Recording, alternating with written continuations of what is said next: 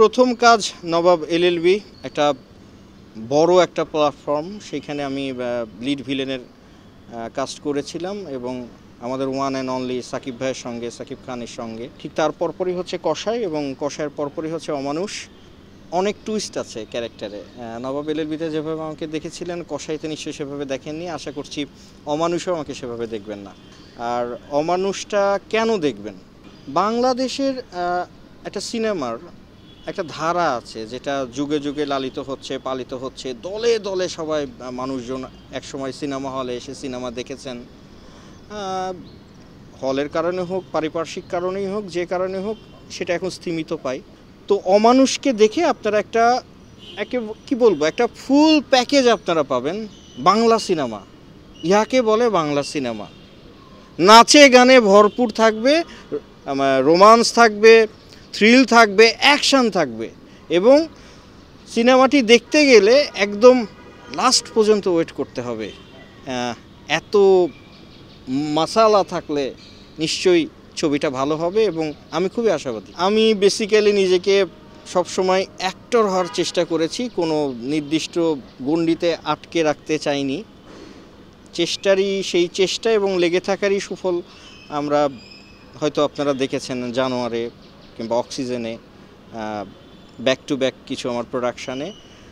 একজন অ্যাক্টর হিসাবে আমি মনে করি আমি কখনোই নিজেকে কোনো বিন্দুতে আটকে রাখতে চাই না। শিল্পের সকল শাখায়, অভিনয়ের সকল শাখায় চেষ্টা করে যাই। যতদিন পর্যন্ত বেঁচে আছি চেষ্টাটা আমাকে করতেই হবে এবং আমি মনে করি এটা একটা অ্যাক্টরের সবচাইতে বড় স্ট্রাগল, চেষ্টা করে যাওয়া। সবার সঙ্গেই কম বেশি এর আগে কাজ হয়েছে। নীরবের সঙ্গে তো ব্যাক টু ব্যাক বেশ কটি কাজ হলো, একটা জুটি দাঁড়িয়ে যাচ্ছে বোধহয়, অপু নীরব। আচ্ছা, তারপরে মিথিলার সঙ্গে নাটকেও কাজ হয়েছে। সবচাইতে বড় কথা, আমি যাকে ভয়ঙ্কর রকমের পছন্দ করি, আমাদের লিজেন্ড মিশা সওদাগরের সঙ্গে এটাই আমার প্রথম কাজ সামনাসামনি এবং একটা সেটে। তো এর আগে অনেকবার বিভিন্ন জায়গায় দেখা হয়েছে। ভাইয়ার সাথে এই প্রথম কাজ করতে গেলাম অমানুষে। একটা দুর্দান্ত টিম স্পিরিট ছিল। আমরা শারীরিকভাবে বিপর্যস্ত হলো, মানসিকভাবে ভয়াবহ রকমের চাঙ্গা ছিলাম বিকজ অফ আমাদের টিমের জন্য। মিশা ভাই যতক্ষণ ছিলেন ততক্ষণ রাঙিয়ে দেওয়ার চেষ্টা করেছেন। নীরব তো আছেই টেক কেয়ারের জায়গায়, তারপরে মিথিলা, প্রত্যেকেই লক্ষ্মী আর্টিস্ট। একটা ফ্যামিলি হয়ে গিয়েছিলাম আমরা, একটা পরিবারের মতো। সো পরিবারের সব সদস্য মিলে যে জার্নিটা, অনন্য মামুনের নেতৃত্বে যে জার্নিটা হয়েছে আমাদের, প্রচণ্ড রকমের কষ্ট হলেও কষ্টটা আসলে গায়ে লাগেনি। সেই দিক থেকে অমানুষের শুটিংটা আমার ব্যক্তিগতভাবে একটি দুর্দান্ত রকমের উপভোগ্য অভিজ্ঞতা। সিনেমা হল কি শুধু ঈদের জন্য?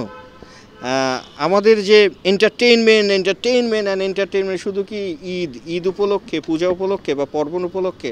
আমরা তো চাই 12 মাস সিনেমা হলে সবাই যাক, এন্টারটেইনমেন্ট হোক, নিজেকে বিনোদিত করুক, সেটারই তো একটা চেষ্টা। আর সবচেয়ে বড় কথা, ঈদে আমরা দুর্দান্ত রকমভাবে ফিরে আসার চেষ্টা করেছি।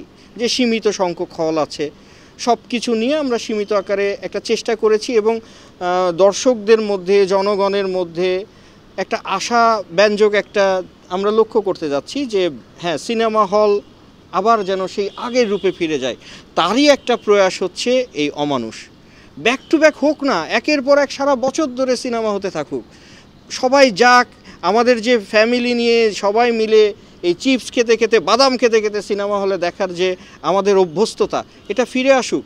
এর জন্য একটা দুটো ছবিতে কিন্তু হিট করলেই যে ইন্ডাস্ট্রি ঘুরে যাবে তা কিন্তু না, সারা বছর ধরে আমাদের এই অগ্রযাত্রাটা চালিয়ে যেতে হবে।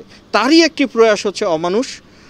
আশা করি বাংলাদেশের সিনেমাকে বাঁচিয়ে রাখার জন্য দর্শকরা আসবেন। আপনারা যারা আছেন, যারা সিনেমা বোঝেন, যারা সিনেমা খান, সিনেমা নিয়ে ঘুমান, তারা প্রত্যেকে চেষ্টা করবেন অ্যাটলিস্ট আমাদের সিনেমাটাকে এগিয়ে নেওয়ার জন্য।